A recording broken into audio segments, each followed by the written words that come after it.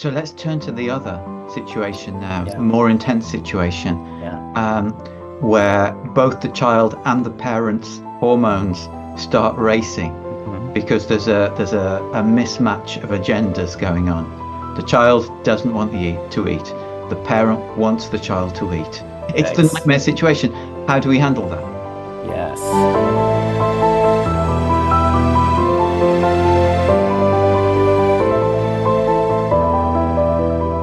So, Andrew, one of the things that a lot of autistic people, as they get older, tend to identify with is having been subject to trauma in the past. And it's not, except in a few very unfortunate cases, it's not the sort of trauma that we think of as one horrific event that's happened and that's left its mark. It's more of a accumulation of what we call micro traumas, small events, but each building on each other. And I guess in autism, it's very much about sort of not being understood, you being treated in a way where it seems like your needs are discarded and not valued and things like this. And this begins in childhood, and it's done, and the people who are responsible for this trauma and are not wanting to do it, and very often they're people who love the child very much, and it's very much an involuntary thing. So, can you throw a little bit of light on what sorts of things young autistic children are experiencing that are laying the foundations for this traumatically affected future, Mm. and what parents and families can do to help to, turn the child's childhood into one of safety and as being a great foundation for the future. Yeah. Yeah, I don't think there's any more important question when we're thinking about, the health and well-being of our children, especially of our autistic and neurodivergent children. And I always go back to kind of when I say we, I mean people that have been in the world of child development or um, early childhood education. There's kind of a common knowledge there that what children most need, what we all need, is to kind of be fully seen and felt and heard in our everyday experiences as we are moving out into the world and beginning to explore, beginning to communicate what's inside of us out into the world. All children need to have adults with them who give them this sense of, I see you, I'm with you, I understand you. Um, what you're sharing, what you're feeling, what you're experiencing is valid, is good, is acceptable. Um, all human beings need that to really thrive, right? Ultimately, to have our development go well. And for many reasons, we don't all receive that from our very well intentioned parents and caregivers, in part because most of us, when we were growing up, myself included, didn't necessarily have parents that were able to do that with me because they never received it themselves. So we often see these kind of intergenerational patterns play out where parents were doing the best they could, but were kind of in survival mode or were very busy and overwhelmed, didn't have good models of parents that were able to really tune into us and connect with us. And so our parents did the best they could, but my parents, again, never had that kind of experience themselves growing up. They didn't have a model for that. They didn't have that experience in their own history, in their own nervous systems. And so it was very hard for them to pass on to me this this sense that I'm describing. So my parents, because they were not able to do that with me, um, I didn't learn growing up how to then do that and share that with other people. So as a professional in my own career, I've really had to learn how to do this thing of tuning into and affirming and being with children without necessarily having a model of what that was like Mm. and how to do it from my own experience. And I lead with that. I start with that, Guy, because in many ways, I think parents can feel this enormous pressure to try to be there for their kids, especially when they have kids that have a neurodevelopmental difference, who have more sensitive nervous systems, for whom communicating and interacting with the world is more difficult. Parents can feel this enormous pressure to have to do something to make it right, or can get this message from professionals like me that they're not doing enough. They have to connect more with their kids and facilitate their development more. And it's important to go back to, parents are always doing the very best that they can based on their own experiences growing up. And oftentimes it's important to say, in many ways, what's going to be most helpful to kids for their development, oftentimes parents themselves don't know how to do because they've never received Yeah. this kind of idea of having a very present, attuned, supportive parent.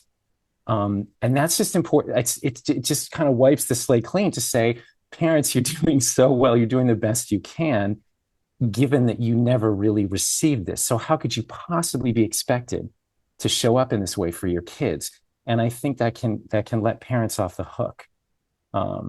So that can stop So parents blaming themselves. yes, But having understood that they're not doing anything wrong, that they're fine, they're absolutely, they're yes, doing the best. This is not a criticism of the parent. Having understood that and wanting to provide this thing to their children that they never had, and maybe through providing it to their children, they could be giving it to themselves as well. But they don't know how to go about it. yes, Maybe, first of all, maybe you could sort of say a little bit about what it is. What is yeah, it that yeah. they're What's trying it? to, yeah, what is it that we're all trying as parents to learn, so that we can give to our children? Yeah. So the mysterious it that it was sort of spotlighting and naming without naming it concretely, I'd like to name. And I think the it is something that we call in the child development world, attunement. And all that means is, I think of it as just tuning into, like the way that I would tune into. I mean, right now in this example, I'm tuning into what you're saying to me. Yeah. I'm listening to you. I'm kind of putting my own thoughts or responses on hold so that I can fully take in what you're sharing with me, right? And so essentially I'm tuning into what you, Guy, are sharing with me. And that ability is one that I've had to really work at and develop, right, Yeah. myself as a professional over the years. And it really, the simple way that I think about it is, it's really just about fully listening to another human being, showing up, being very, very present, being very being paying very, very sort of close attention to what you're doing and what you're saying to me in the moment. And in through that experience, you have this. mm, I don't want to speak for you, but you have this experience of, I think this guy Andrew is really interested in what I'm saying. I think he's really with me. And I think you feel perhaps in your body like, oh, I'm getting this sense from this person that I matter, that what I'm saying is important to him, that he's very interested, curious, right? And so through that process, you want to share more with me about what it is that you're thinking and feeling. And as adults, we actually don't have a lot of training to be able to do this with each other. I'm always stunned and shocked that we go through this, years of schooling, as young people, as preteens, as teenagers. We go through this curriculum in all of our schools. None of it has anything to do with learning how to listen to and be with another human being. I don't know about you, Guy, but I never took a course on communication. And how does that, I mean, how is it, in my mind at this point, that's just mind blowing, that we live in a world that requires these incredibly developed, nuanced communication skills, and we never actually have a formal course where we learn how to do it. So, in many respects, this is why so many parents can feel so overwhelmed and baffled by this very simple process that will make a huge difference in their children's lives because they've never had a training course in it. They've never learned how to do it. So Yeah. the it is in part what I'm doing here with you, which is just showing up and paying attention to and listening to what you're saying and actually, but doing that in a very full way where I'm actually not thinking about all the things that are on my to-do list today, all the different projects that I have going on. I'm Mm. really doing my best to bring my full attention and presence here with you. And that's not something that most of us have had a lot of training in learning how to do. So let's try and bring it to life then, and Yes. let's focus on a couple of different sorts of examples, and Yes. you can talk about what it might look like in those examples. So Right. one, when everything's fine, when maybe the child has a book, or you want to encourage them to sort of look at a book with you. Um, what would Yeah. it mean in that situation? And then let's say the child's sitting at the table and you invite them to take some food and they say, I don't want any food.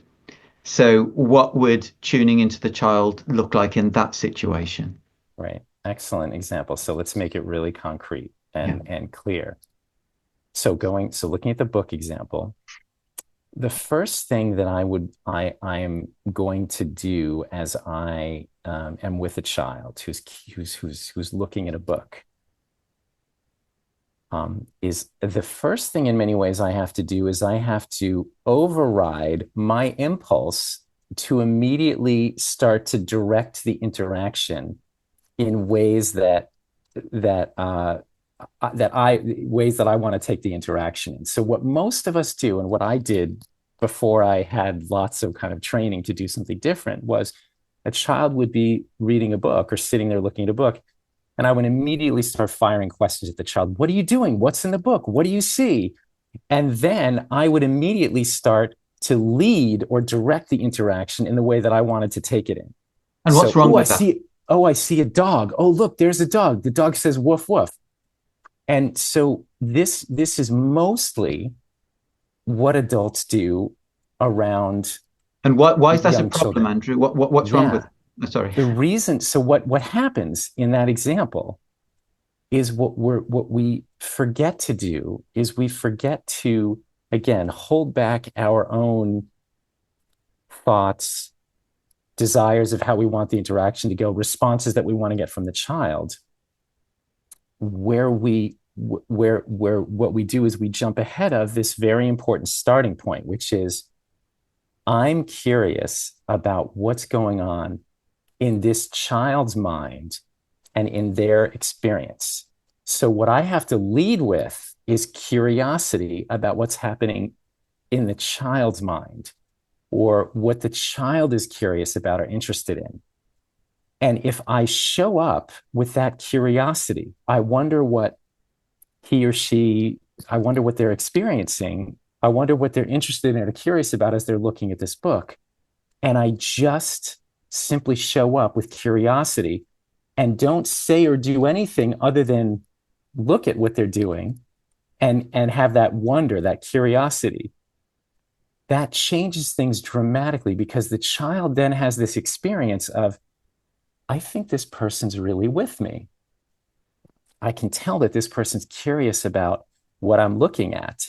And also, if I'm not immediately jumping in and doing or saying something, the child then has room to begin to bring up and bring out what it is that they're curious about or interested in as they're looking at the book, right? So if I just show up and look at what and simply watch the child looking at the book, sometimes immediately children will say something or will point to something that they want to show or tell me about. But if I show up and start asking questions, they will go quiet very quickly. Because you're telling them that what you have to say is more important than what they are observing.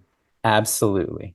And so if I can just show up and hold space for them to bring their ideas, their initiatives to me and to the interaction, things can start to go very differently in And what do you terms think of, it is that's yeah. that makes it difficult for us as parents to do that? Yeah, I think what makes it difficult is we have so many years of training. So, first of all, we have so many years where we didn't have those experiences with adults. We have so many experiences where we were directed, questioned, and we learned that we had to kind of just go silent or just put up with the adults around us firing questions at us, or we had to just kind of allow other adults to lead us in interactions and conversations. So that's part of it, that we've never had a different experience. So we're used to kind of, we learned how to do what the adults around us did, which is to lead and ask questions. And so we're doing what we learned how to do growing up, which makes complete sense. So if the question is, why is it so hard for us? It's because we've not had that experience, and because we also live in systems and cultures and societies where we are constantly moving very quickly. We have all of this training to push in interactions, to ask questions, and we're also very uncomfortable with silence oftentimes when we're with others. If you and I were just sitting here and no one was saying anything, it would feel very awkward and Oh, I would uncomfortable, love it. right? And right, that's an important distinction, is we all have different nervous systems and different communication styles. So sometimes for you, you just said I would love it. So if we were just here together and I didn't say a word, it sounds like would feel like, oh, I have more room. Is that true? That it would feel more spacious, perhaps, for Yeah, I you? think so. Or I think it's sort of, it because I guess going back to the experience with the child, and I noticed it in my son, and I think I have it in myself as well. It's like if I'm bombarding him with questions about stuff, I see that he feels like he doesn't have the space to think. hmm, It's like, and his thinking process, it doesn't stop because, he has a very active mind, but his thinking process is, has to take second place. And it sort of becomes subservient to sort of all of the questions. Um, yeah, and I think so. Part of it is the thinking process has free reign. Part of it is that I'm just a grumpy old man now, and I like a bit of silence. I'm right there with you in the grumpy old man department. But I have learned, to your point, Guy, I've learned how important it is to embrace silence. And interestingly, in my own family growing up, there was a lot of I'll just say there both of my parents had a lot of their own childhood trauma, very difficult experiences growing up, and so in many ways, they did their very best. But there was also a lot of painful experiences in my own childhood growing up, where my parents were not able to be present. Um, a lot of conflict and fighting with each other, and many things. So, in many ways, what I learned how to do growing up was to um, to talk, to fill in the space so that I wouldn't have to feel awkward silences where emotion and sometimes pain could come to the surface. And so in many ways, I think sometimes talking, blah, blah, blah, blah, blah, and is has that purpose and function for a lot of adults, is we're talking, we're downloading what's in our brains, but sometimes if we pause and don't say anything, it can feel very awkward and uncomfortable, because then sometimes more emotion can bubble up, or someone spontaneously will say something that we can't predict or control. So sometimes the filling up the space is part of what we've all learned as a way to manage interactions. But again, it doesn't necessarily mean the interactions are very rich or deep or Yes. meaningful. Yes. So I'm just going back to the example because I think it's really Yes. it's a very important and powerful one. So if I'm going to say anything in a situation with a child, what I've learned to do is to, again, if I show up with that curiosity, what I'm going to do is pay very close attention to what the child is looking at or interested in, not what I'm interested in or looking at, but I'm going to look at where the child's eyes are going in the book. And if I'm going to say anything, I'm going to simply make a statement or a comment about what I think they might be looking at or interested in. So if I see a child's eyes going to this picture of a lion in the book, I might say, ah, you're looking at the lion, or you see the lion. And what my experience has taught me is that oftentimes, as soon as I do that, a child literally their face will light up. And oftentimes, even again, there's this myth that, of course, autistic children are, don't make eye contact or, all of those things. Mm, But what I've noticed is that there are plenty of autistic children in those moments when I name what it is that they're looking at, curious about, and interested in. All of a sudden, they literally will shift their eyes from the book to my face or to me or Yes. to my chin or my neck or whatever. There's this experience of, oh my gosh, this guy Andrew just sees me and saw that I'm really interested in the lion. Wow, I feel really connected to him. So He understands simply, me all very you're simply. doing is looking for clues Yes. about what the child is interested in, and Yes. you're responding to those clues. And by doing so, you're affirming the child, you're giving the child an experience of connection. And through your experience of doing this, and I know you have a lot of experience of doing this with lots of different children, you've observed that when you do that, that child makes eye contacts with you and behaves in a way that indicates that they feel affirmed by you, they feel connected to you, and they have a nourishing moment in the relationship, as opposed to a situation where you're saying things that probably are quite annoying to them because it doesn't connect at all with what they're interested in, what they're wanting to pay attention to.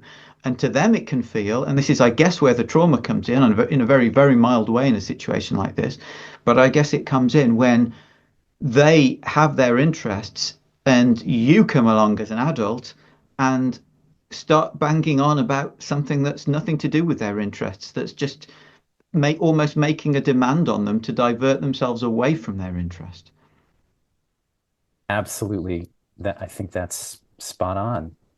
And so And let's move to the yeah, other. Sorry, I didn't mean to interrupt yeah. you.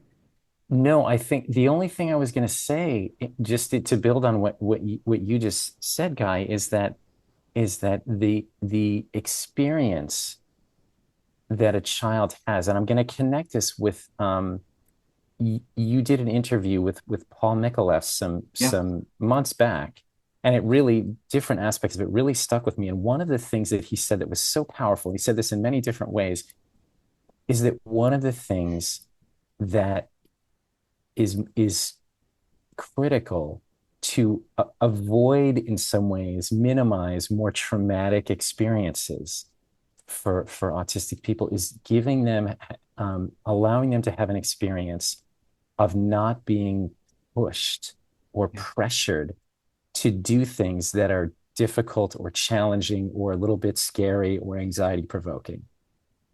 And that he said that in many different ways, and he used many different examples. That part of his struggle and his experience growing up was being constantly pushed towards things that felt overwhelming, scary, terrifying, whatever it might be, whether it was a social interaction, right? Whether it was an experience or an activity that he was curious about and interested in, but needed to approach more slowly. When he had this experience of being pushed or pressured, that's actually what resulted in these kinds of micro traumas you're talking about. This sense of like, I'm overwhelmed. Yeah. I don't have any control here. Yes. I'm not in charge of my own body, my own experience. I don't have any agency. With the term is kind of agency, which just means I don't have a sense of my own control to be able to make a decision here because someone else is is pushing or driving me. And that's what I'm going to go back to that example and connect it with even this very small moment with a child of looking at a book together. Because as soon as I come in as the adult and start to push and say, look, there's a dog, you see the dog, or look, turn the page, look what's right. As soon as I come in with my own agenda and I start directing, the child experiences that push. Their experience is, this is not about me or my own pace or what I'm curious about or interested in. This is about me being pushed to respond to this person in ways that are important to them. But that's, in many ways, those little micro moments build up for a child of, Yes. this experience has nothing to do with what with just a connection and just being with another person and being able to share what I'm seeing or feeling. And I think that those micro moments build up, starting for very young children, start to snowball. And of course, we're then surprised when, in many cases, autistic children seem to be either more withdrawn or less interested in interacting with people. And I believe that it has everything to do with not having room and space and more time to come into an interaction at their own pace, Yeah. in their own way. Yeah. So let's turn to the other situation now, Yeah, more intense situation, yeah. um, where both the child and the parents' hormones start racing Mm-hmm. because there's a mismatch of agendas going on. The child doesn't want to eat. The parent wants the child to eat. What? How do? It's the Thanks. nightmare situation. How do we handle that? Yes. So the difficult, I mean, it's interesting because as you're describing, literally as you're talking about it, I can literally feel in my own body the anxiety and the stress of that situation, because I think all of us as kids have been through that situation with our Yeah. parents where we were forced to eat. I know I definitely know it happened. It happened to me, but it's an incredibly tense and stressful situation because what's happening is a child is anxious about food for many reasons. We know that in many cases, children with more sensitive nervous systems, especially that have more sensitive like sensory profiles. So certain foods, the way they look, the texture of the foods, the right can feel very overwhelming to different children's nervous systems. So kids can be very cautious about eating certain foods and sometimes very reactive to eating certain foods that are crunchy or soft or whatever it might be. And the parents not thinking about that. Parents are thinking, I've got to get food into my child. This is about nourishment. This is life or death. Like my child has to eat, And this right? is So my there's responsibility as a parent, and I'm failing in my responsibility. 100%, Guy. That is absolutely the narrative that is racing through so many parents' minds. I'm failing as a parent. I've got to like I have to nourish my child. This is a panic situation. And so it's interesting. If we go back to Paul's example, there is no more difficult or challenging or scary situation for a parent to be in than this, which actually then creates that push, that pressure, that forcing, right? You are going to eat. You are not getting up from this table until you eat, right? And so what happens is, again, the parent is in this very stressful, anxious state. And of course, what we know about our children is and again, you're one of the many people, Guy, who I think in your initial TED talk really talked about the incredible hypersensitivity that autistic people can have to other people's emotional states. Now, finally, the field is catching on to this. It's taken some years, but finally, the field is recognizing that when we are in as adults high states of stress and anxiety and fear, and sometimes anger, our kids are completely, their nervous systems completely overwhelmed by what's happening for us. So here's where things can really unravel in this situation with eating, because the more stressed and I am, and the more I'm pressuring my child, the more stressed and anxious and overwhelmed they're going to become. And that is, again, so the solution, really the only, from my experience, the only way forward is not to push harder, is not to force more, right? Because ultimately we can try to headlock our children and try to shovel food into them. Usually that's not going to go well. And usually that's going to create more stress and overwhelm or trauma for a child. What I have to do as a professional or a parent in that situation is I have to do whatever I need to do to get myself into a calmer state. And that might mean getting up and taking and walking around the kitchen, right? Yeah. And sort of taking a break in that moment myself, realizing, oof, man, this is a tough moment. I really want my child to eat, but the more I push, the harder I push, the worse this is going to go for both of us.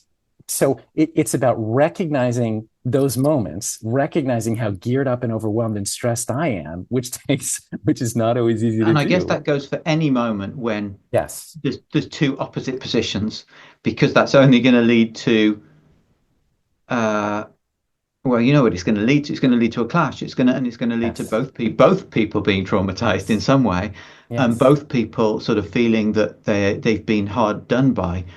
And as you say, so the first thing might be to recognize, okay, I'm in a situation now where me and my child are taking opposite positions. That's not good. So let me, as a Yes. first step, calm myself down. Let me go into the kitchen, bang my head on the wall, or whatever I need to do. Hopefully Mm-hmm. not that. To calm down. But what am I aiming towards? So I know what I Right. want not to do. I want not to continue this situation where me and my child are on opposite sides, and where we've got a clash, and where there's no way forward, and where we're both only going to get more and more dug in, and it's going to be worse and worse. What do I want to transform that into, and how do I do that? And you're naming it. So if so, the first step is noticing, recognizing my level as the adult of stress, frustration, anxiety, fear. Um, Step one. That's again, this is a big part of what again we're learning about parenting and also about becoming a more effective, capable professional is this idea of self-reflection, that I have to be able to step back, and not just in these really hard moments, but also at times when uh, I want to think to myself at night before bed or when I first wake up in the morning, how do I want to do today differently that's going to allow things to go better between me and my child? Oh yeah, I'm gonna remember that yesterday when I got into that power struggle with my child, I was actually activated. I was stressed. I was anxious. I was afraid that if I don't push here, my child's gonna, you know, have a terrible learning experience, or they're not gonna learn how to do something I really want them to learn how to do, like, accept an adult, accept that what I say I want them to do, right? So I have to remember that because I was so geared up and stressed out, it actually was worse. Right? Because, and so I'm going to say this too. This is a really important piece, that what parents don't recognize oftentimes is in the kitchen example.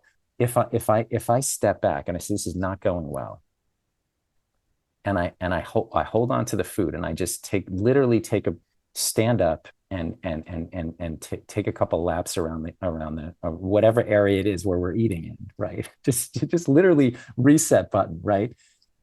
If we do that, we are actually in those moments teaching our children, modeling for our children how to work with and handle situations where we're experiencing strong, overwhelming emotions, right?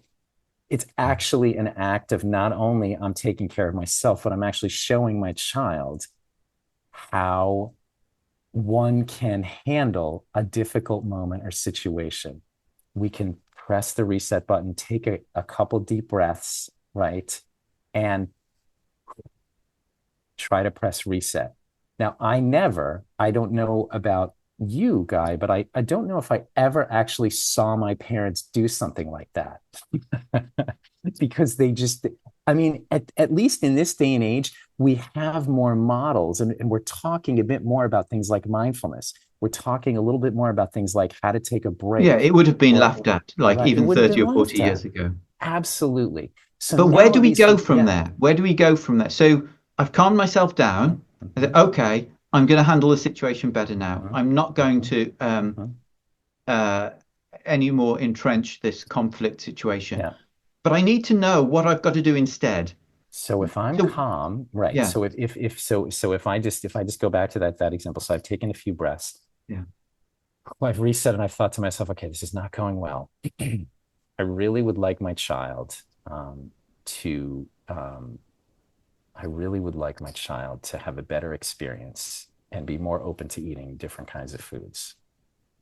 If I can calm myself down, then what I can then do is realize that I actually have 10 different options of how to move forward or handle this situation differently. One example is maybe what I'm going to do is, once I've taken a few breaths, I'm going to sit down next to my child, and I'm just going to start eating myself the food that I wish they would eat more of.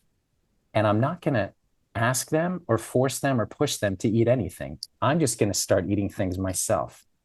And I'm going to talk about how interesting a certain food tastes. Ooh, that blueberry is sweet. Mmm, delicious.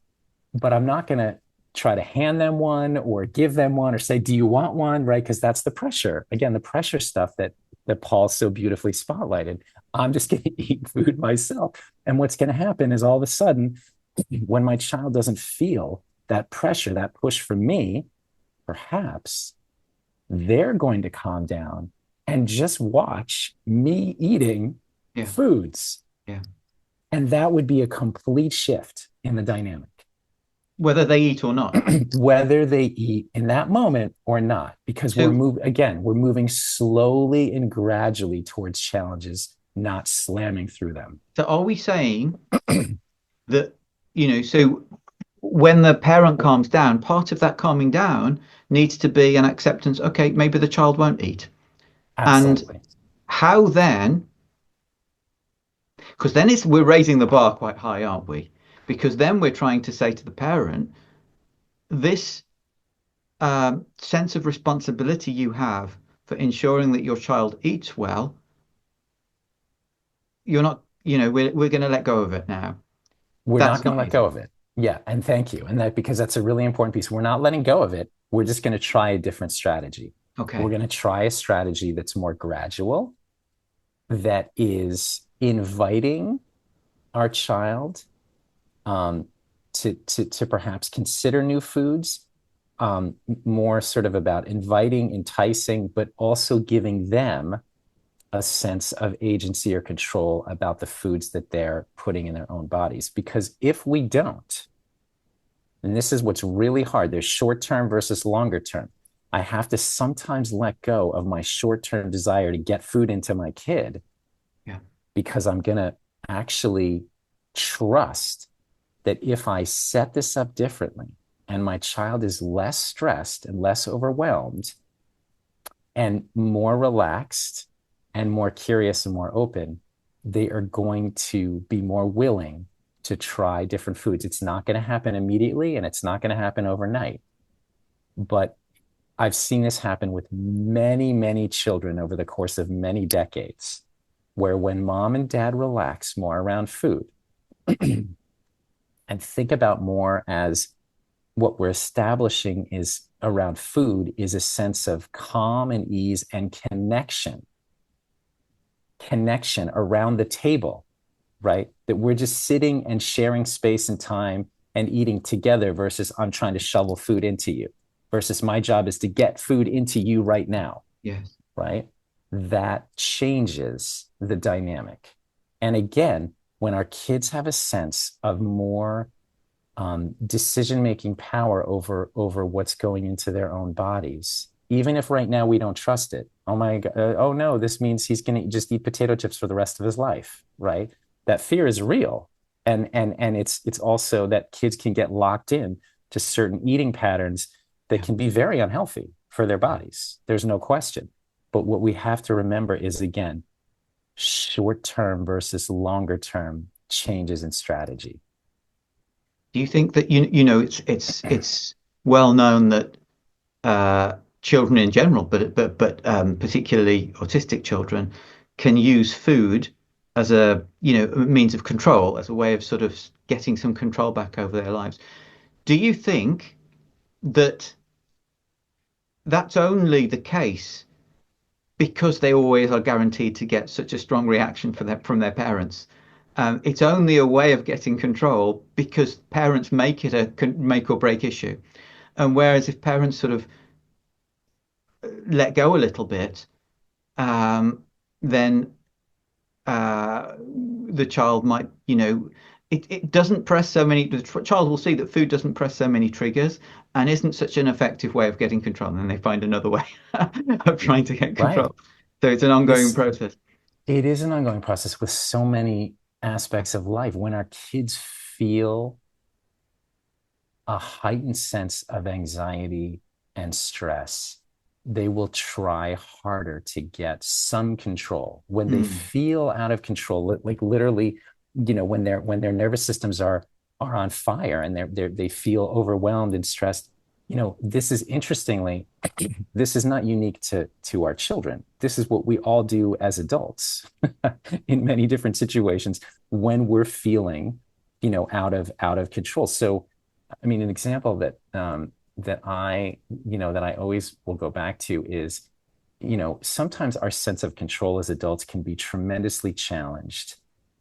Like, and either when we're a passenger in a car and somebody else is driving, yeah. or if we're on an airplane and we are, we don't have control over how things are going to go, Or and even in and one of and these phone queues with interminable music right. or people who don't help on the other end of the line. All of those situations. As adult, we are constantly using strategies to try to get some sense of control Yeah. over our circumstances when we don't seemingly have any. And sometimes what we're doing is we're engaging in a very specific ritual. So for me, for example, if I'm like, one example is like if I'm on a plane and there's a lot of turbulence that's starting to happen, and I notice myself getting really fearful, really stressed. What I will literally do is like two things. Like I will start um, pressing my nails into my thumb, into my skin in a certain way to give myself a powerful sensory experience. And I will also, I always have music with me. Music is very calming and soothing for my nervous system. So I will literally make sure that I'm putting a song on that is familiar to me, that is relaxing, that's soothing my nervous system. So I'm doing these things to exert control or to give myself a pleasant, pleasurable experience when I can't control the circumstances of whether or not the plane's going to crash. Yeah. I can't control that. I wish I could. But so these are the things that we have to remember as adults we are doing all the time, that our children are really struggling in those moments to feel that sense of control. What do I do in this situation where I'm overwhelmed? So this is part of, we have to remember that our kids are really not that different from us.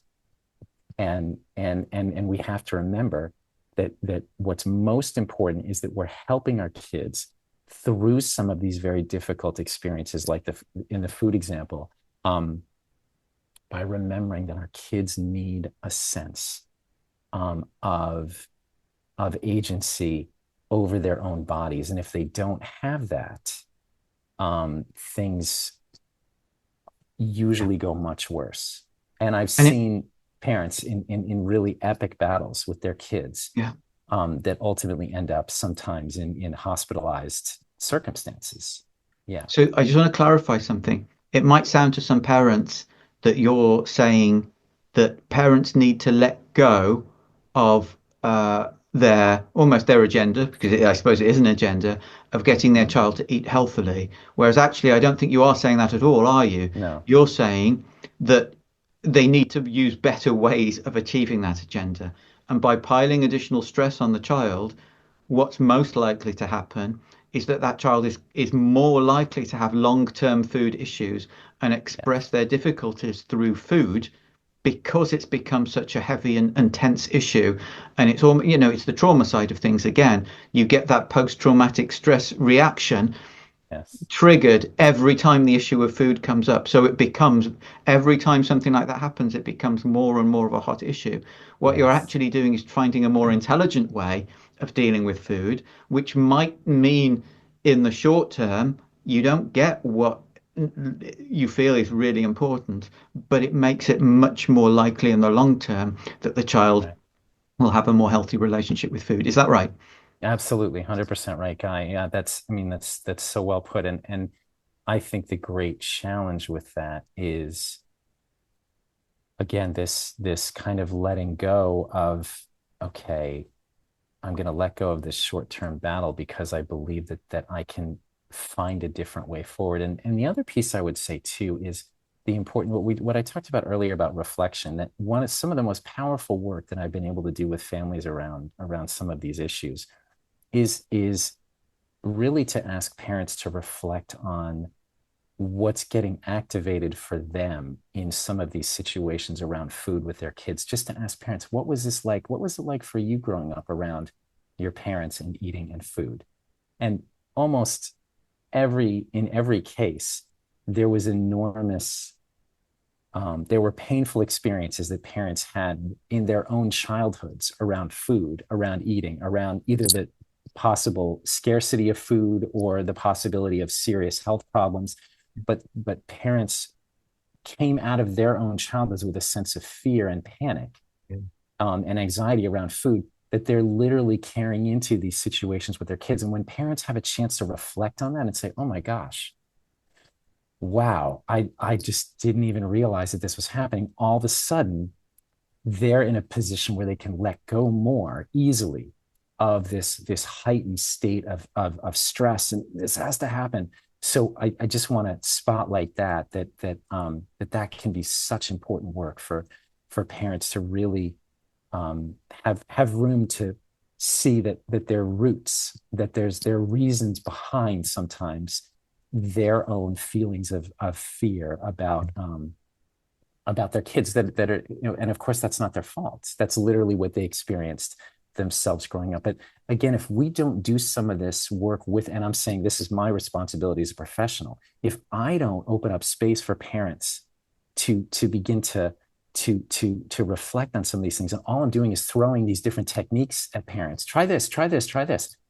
um, the techniques are never going to work.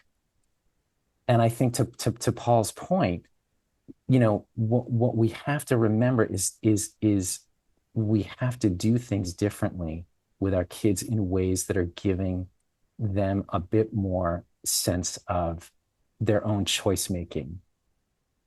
And if we're not doing that, we're just literally in some ways creating these continuous cycles of difficulty, stress, pain, and trauma around things like eating for our kids. And just to say, this is not any parent's fault. No. This is oftentimes parents doing the very best they can, coming out of the childhoods that we all came out of, and being a bit on autopilot. So Yeah. I think the goal is to really, it's on me as a professional to recognize these things and really help and support parents through these difficult moments, not in this simple surface way of let me just give you the three techniques to try every day, but to go deeper and Yeah. recognize that's where sometimes that's where the solutions are going to come. And build that relationship Yes. in spite of all the difficulties. Because when you're a parent of an autistic child, it's not a journey that anybody has chosen to go on because there's so many additional uh, hazards that you need to negotiate. Um, and it's, you can't be perfect. There's no way. No. If I was demanding perfection from myself, I'd be totally demoralized the whole time.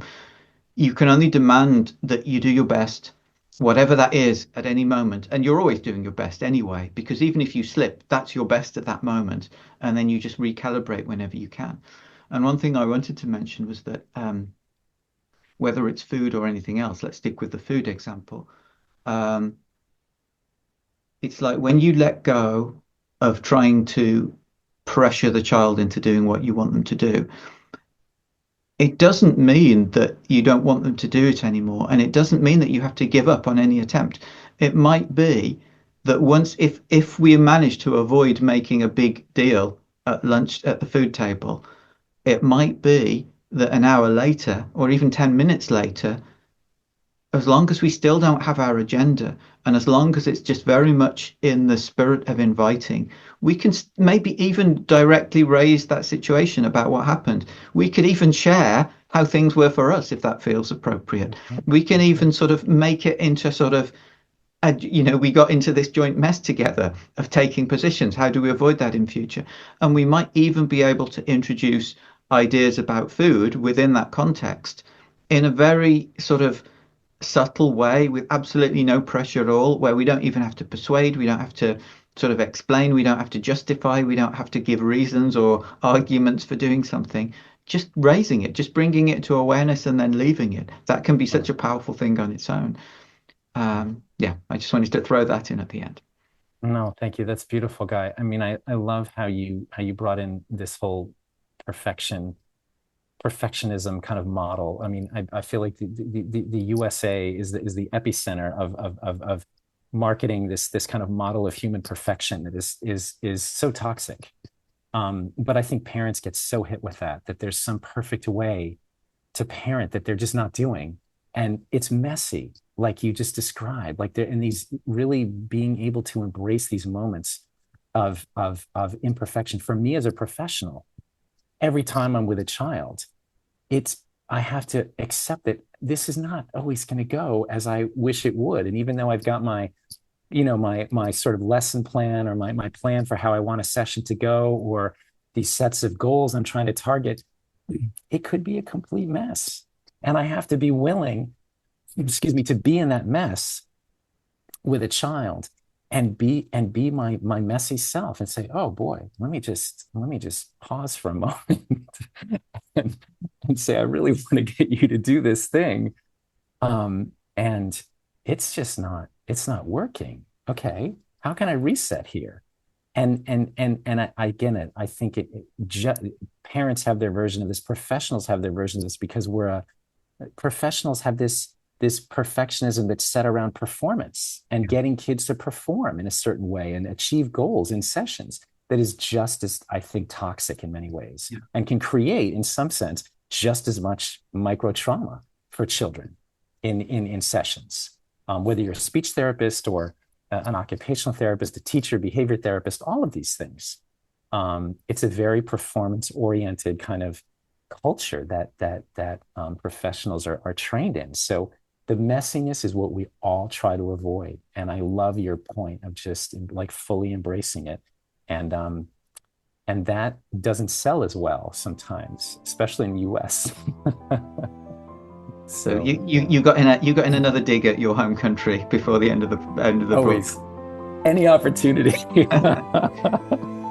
It's been a much longer recording than usual, but actually a really interesting one, and we've covered a lot of really important areas. So Andrew, thank you very much. It's been a great pleasure. Thanks, guys, so much. It's always a joy. I learned so much with you, so thank you for that.